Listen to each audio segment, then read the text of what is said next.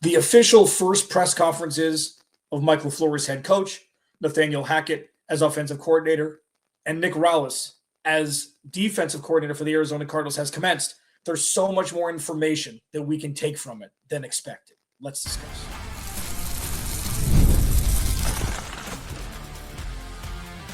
You are Locked On Cardinals, your daily Arizona Cardinals podcast.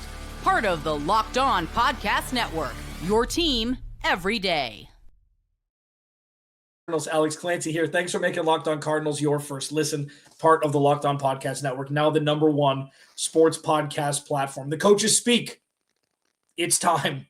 The official first press conference from Michael LaFleur outside of the introductory, Nathaniel Hackett's introductory press conference, Nick Rallis' reintroductory press conference, all as a new triumvirate leading the Arizona Cardinals in 2026 and beyond. There was a lot to take from this trio of conversations. And I didn't necessarily think that was going to happen. So we'll discuss the Nick Rallis interview, which is fascinating.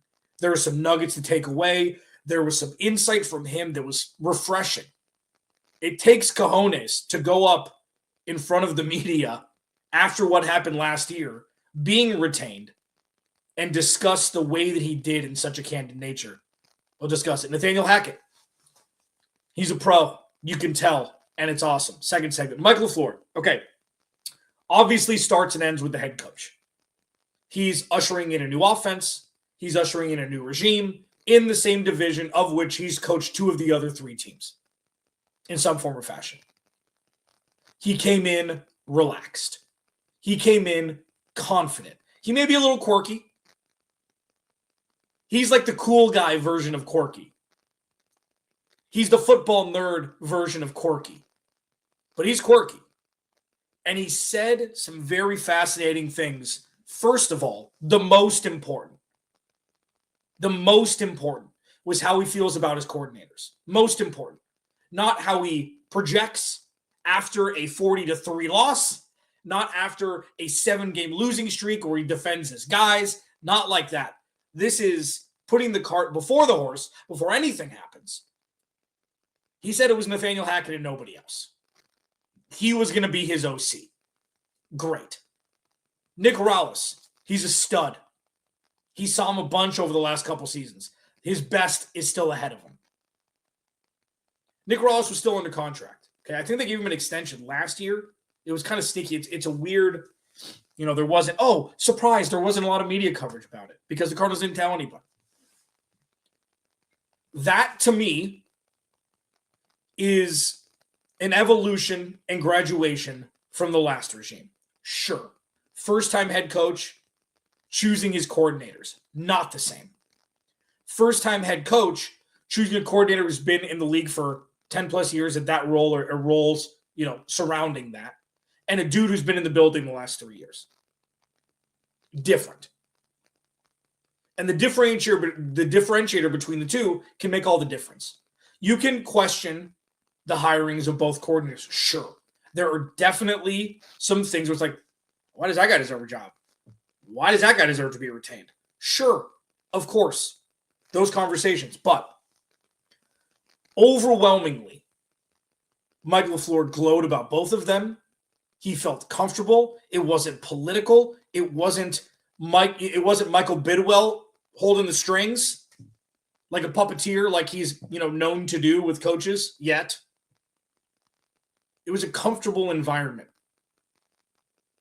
And comfortability from a first-time head coach, it's soothing. Even though it's like, well, is this just bravado? Like, you're just going to walk in here thinking it's going to be easy? No. It's not what he said.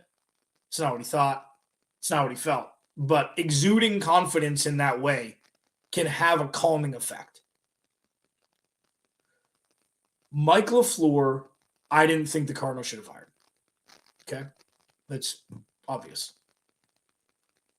Mike LaFleur is a first-time head coach who's never called plays while being a first-time head coach. While being a head coach. I kind of forgot about all of that when I was listening to him talk. Said It's not going to be a LaFleur. It's not going to be a Matt LaFleur offense. It's not going to be a Sean. It's not going to be a 49ers offense. It's not going to be a Rams offense. It's going to be this offense. So of all of the people, and this is kind of, as he was talking, I was thinking in the back of my head as an aside, okay, so I know that there's a tree, LaFleur, Shanahan, McVay tree, and they have their different, their stencil's the same. It's the Mike Shanahan stencil. And they've got all of their different Cockney languages from that mother language of how they like to run plays, how they like to call plays. Michael LaFleur's a brother with one of them and been around the other two, obviously. So it could be argued he's seen every side of the Rubik's Cube. And he is in a very weird position to be able to pluck the best out of all of them and put them into an offense. So as he was talking, it's okay, yeah, I guess I'll buy into this. I'll buy into this because of not only, his innovative look at offense, which is something the Cardinals desperately need. He has inside scoop on two of the three interdivision rivals. And he's put up a lot of points against Seattle too. But he's got these two dudes alongside him that he feels comfortable around for wildly different reasons. Couldn't be more dissimilar reasons. But, you put vanilla ice cream, strawberry ice cream, and chocolate ice cream in the same box, it works. It doesn't have to be all from the same cloth. It doesn't have to be that. So when Mike talked about Nick Rallis, and that's tough, man. They were 3-14 last year and gave up multiple 40 burgers post-bye. But he alluded to 2024 more so with Nick Rallis. He's they give us hell. He sees the vision of Nick Rallis' defense because he had to go up against it 4 times. 6 times. So who better to bring back than a dude he knows he's not only does he believe in the defense, otherwise Nick Rallis would not have been retained, but also he knows where the holes are. He knows where the holes are, which can do nothing but help Nick Rallis. I'm most excited to talk about Nick Rallis today. I'm most excited to talk about Nick Rallis, which we'll do in the final segment. But by and large, Mike LaFleur, not political, stood by his dudes, explained why they were there with crystal clear optics. The fact that he says it's not Hackett and nobody else. Okay, well, that's it. He got his guy. He got his safety blanket on the offensive side of the ball. And then you pivot to Nick Rallis. He's the dude's a stud. The best years are ahead of him. I know. I've been on the other side. For all of the negativity strewn about by me and others, of course, about this, odd couple, odd throuple pairing, watching Michael LaFleur talk about him, it starts to make more sense to me. Locked On Cardinals, your team every day. Nathaniel Hackett, maybe the biggest what the hell hire is that to, makes sense, at least for me. I'll discuss it next. This episode of Locked On Cardinals is brought to you by Indeed. If you've ever hired someone who's looked good on paper but wasn't the right fit, you know how important that is. When you want candidates who truly match what you're looking for, trust Indeed sponsored jobs. Because, listen, Indeed sponsored jobs are, it's an absolute cheat code. It's an absolute cheat code for, companies who are looking for jobs, man. Hiring, Indeed is all you need. Stop struggling to get your job post seen on other sites. Indeed sponsored jobs. Put your post at the top of the page and helps you reach the right candidates faster. If I needed someone to hire for this show, I would go to Indeed sponsored jobs and find somebody with the right skill set, not just the right, flashy resume, which is, it's hugely important when you're looking for, a new hire. And Indeed sponsored jobs, listen to these numbers. According to Indeed data, sponsored jobs posted directly on Indeed are 90% more likely to report a hire than non-sponsored jobs. Spend more time interviewing candidates who check all the boxes with less stress, less time, and more results using Indeed sponsored jobs. Listeners of this show get a $75 sponsored job credit to help give you the job, to help give your job the premium placement it deserves at Indeed.com/LockedOnNFL. Just go to Indeed.com/LockedOnNFL right now and support the show by saying you heard about Indeed on this podcast. Terms and conditions apply. Hiring, do it the right way with Indeed.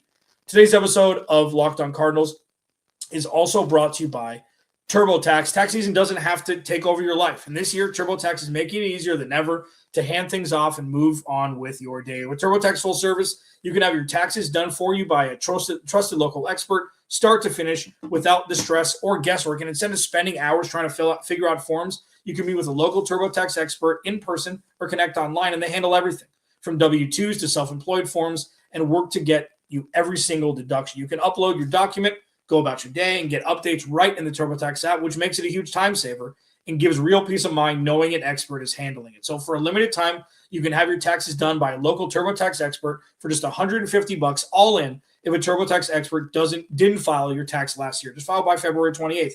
Take taxes off your plate and get back to your life. Visit TurboTax.com/local to book your appointment today. Please go to the YouTube channel, search Locked On Arizona Cardinals, hit that subscribe button, man. You know the drill, man. You know what we do here. Nathaniel Hackett. When I saw they were hiring Nathaniel Hackett, I was like, really? I think it was just a visceral recency bias-laden reaction with 2022 and then going to the Jets. With 2022, where it was a one and done with the Raiders or the Broncos, and then, Sean Payton, all he did was talk crap about him when he left. Because, Sean Payton's an upstanding, nice man. And then he went to the Jets, and that was a disaster. But then you looked at the years that mattered, predominantly when he was with Green Bay, with Aaron Rodgers and Matt LaFleur, and they were very prosperous on the offensive side of the ball. Ranked top 15 all 3 years, were first overall, I think, in 2020 when Aaron Rodgers won an MVP. So he came in and spoke. And the first thing that I noticed when I was watching the press conference was experience. The first thing I watched was a different type of comfortability than what we saw from Michael LaFleur. Michael LaFleur has been around the game since he was a pup. His dad was a coach. His brother has been in the league forever. He was, now he's been in the league for quite some time. But with Nathaniel Hackett, he's got the scars. He's got the experience scars. So he's done a million of these things over the last 10, 12 years. He's done, and his dad obviously was around football for forever. So he's another lifer. So it's this is one thing that I implore people to be reminded of or to think about. Charity gigs aren't given in the NFL. Sure, there's the nepotism factor, I guess, in some respects. But if Nathaniel Hackett wasn't a good NFL head coach, he wouldn't be an NFL. He wouldn't be, if he wasn't a good NFL coach, he wouldn't be an NFL coach. So when he sits down, he's just got this comfortable swagger about him where it's okay, you feel a little bit more comfortable hearing him talk, hearing him, say things about the team. The one thing after I was oh, this dude's been through it is the quote for me where I was oh, yeah, that makes sense, is expect adversity and just work through adversity. That's what all of this is. Expect adversity. It's going to be there. And it was refreshing for me because while I'm sure most think that way, hearing it from a coach, it's okay, so what have I said on this show for years and years and years? It's the Cardinals have always been reactive. They've never been proactive. Free agency, during games, they've rarely had opposing teams have to adjust for what they're doing. It seems the Cardinals are always adjusting and being reactive to what other teams, what other offenses, what other defenses are doing. And I know it's a tug of war, bob and weave kind of thing every game. But the Cardinals, when they were running the ball really well, maybe that's the closest thing to it in 2024, when they were running the ball really well and other teams couldn't adjust. That's the closest thing that we've seen of late to that. And now they just need to work on the moment-to-moment adjustments where It's like, okay, this play, the right side of the offensive line isn't working. Go bring in talent. Go be proactive. And I was clouded by the weight this offseason with the head coaching and the coordinators. Like, they're being reactive.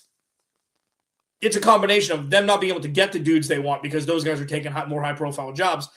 But it also was like shaped in a wrapping of being reactive, like they always are.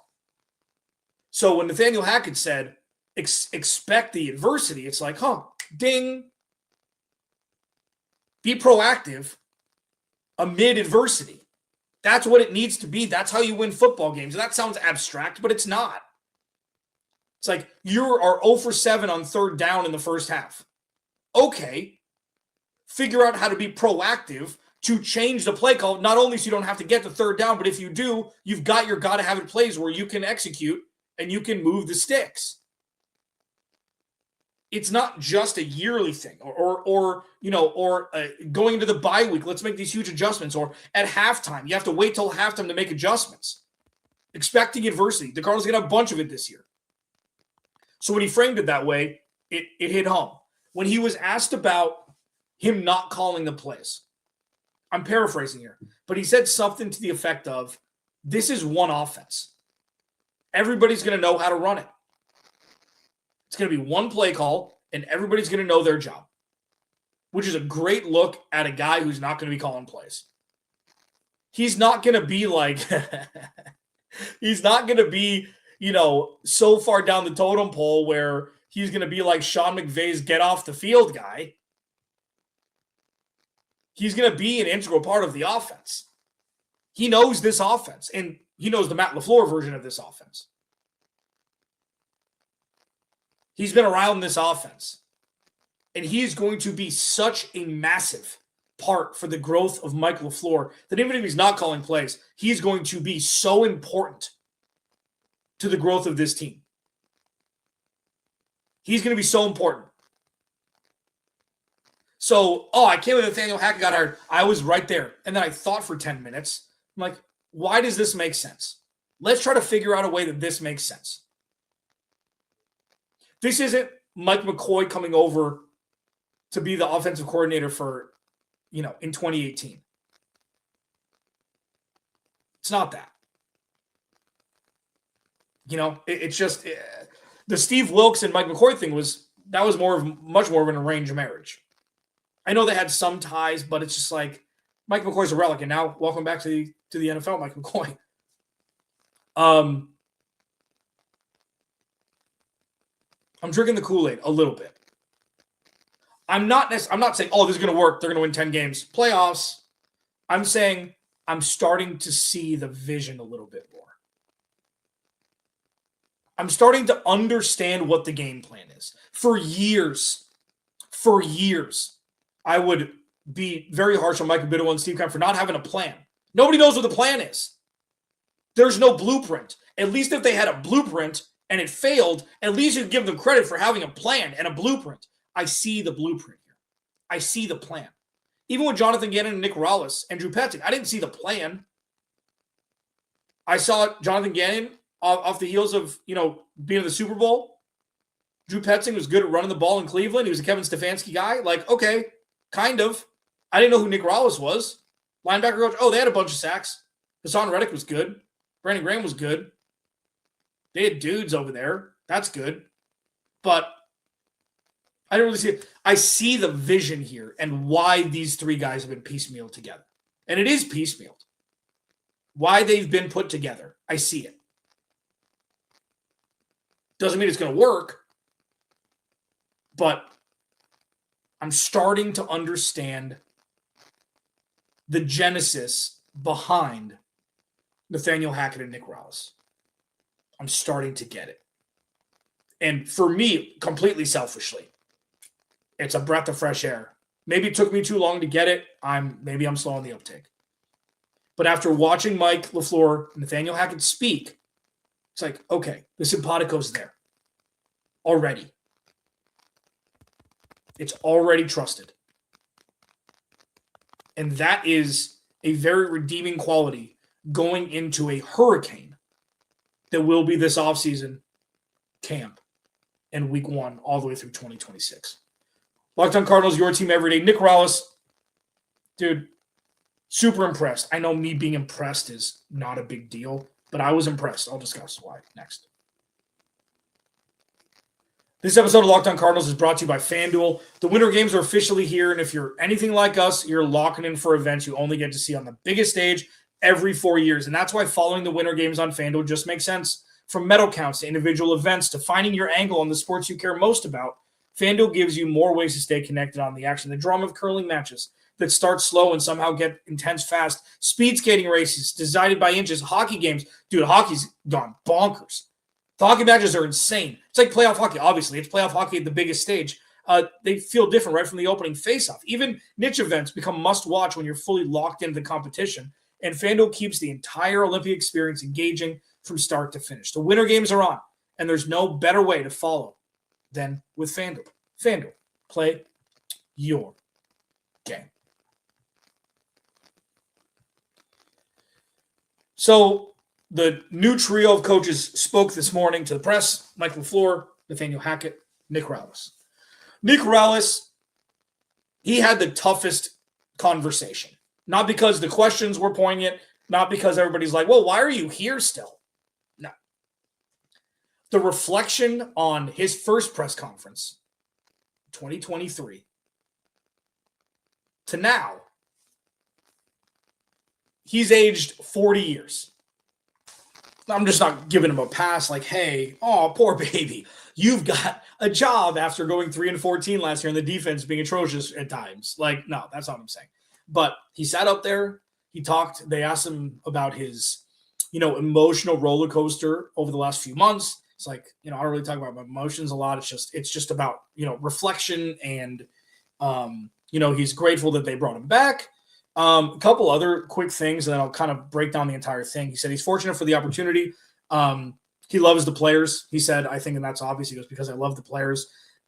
He loves being a resource, he said, for the new people in the building, which, again, we talked about this during the squad show a little bit when Nick Rallis came back last week, and then I've alluded to it too. It's like he's the bridge between especially the defense and Michael LaFleur. It's fantastic. Having a familiar face is a beautiful thing, and that's not a reason to retain a job. I'm not saying that he was the best option out there, okay? But I'm saying that now that this is a reality, there are some benefits to it, and that's one of them. But this was the biggest thing that he said. And I'll tell you the two ways I looked at it. I was like, what? Oh, okay. He said about the defense, when they asked about the scheme moving forward, he said, sometimes you have to tear it all down and build it all up. Sometimes you have to tear it all down and build it back up. And that, the first thing I thought was, oh, is that a knock at JG? And I was like, no, stop. Like, let's not drama induce this for no reason. But it's a guy who has the foresight, pretty much saying most of what we did last year didn't work. Him saying that. He did say later, I'm paraphrasing, we do have a couple things that, we'll keep, and there's the things that don't work, tear it down and build it back up. Like, that shows maturity and falling on the sword, like on, with cause. So, you know what? I was there. Front of the line last year watching this from the sideline, getting embarrassed more weeks than not after the bye week. I know things need to change. I'm not blaming injuries, and obviously no coach would ever say that, really. But he stepped up there. He's got a little bit of a bushier beard now. It's like he went through 2 terms as the president of the United States. He's seasoned now. And this hard reset, it's like getting the same car in a different color. That car was old. There were some problems with it. All the entirety of the car was injured. And then he bought, a pre-owned 2024 of the same car, and that's now. It's the same thing, but it couldn't be more different. And I tweeted out saying, I think he's ready to be a head coach. He's a head coach this year. He's the head coach of the defense. Like, let's not get it twisted. He'll have his position coaches, player position coaches. Nailed it. But it's him on an island. And sure, implementing what could be a massive overhaul to the defensive scheme, but having the same players, much easier. Still a tall task, but, abstractly speaking, it's much easier with guys you know. Now, there could be some, cap casualties, ADG, Dalvin Tomlinson. There could be some ancillary pieces that may go. But they have the crux of their defense there, and they've got their bevy of draft picks and a whole offseason. So, better options, more winning defensive coordinator options the Cardinals could have had this offseason, sure. But who's to say Aubrey Pleasant would be a better DC than Nick Rallis? We don't know. Who's to say Dino Vasso from the Texans would be a better DC than Nick Rallis? We don't know. They've never done it. It's not like the Cardinals gave up 40 points a game the entirety of last season and were a leaky sieve the entire time. So while that's one of the biggest backhanded compliments you can give, watching Nick Rallis talk today was very candid.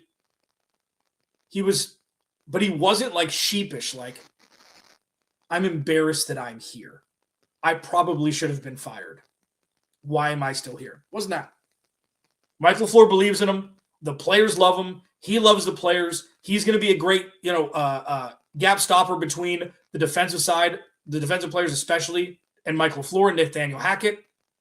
Every coach of the three has a very important role outside of their role as coordinator or head coach.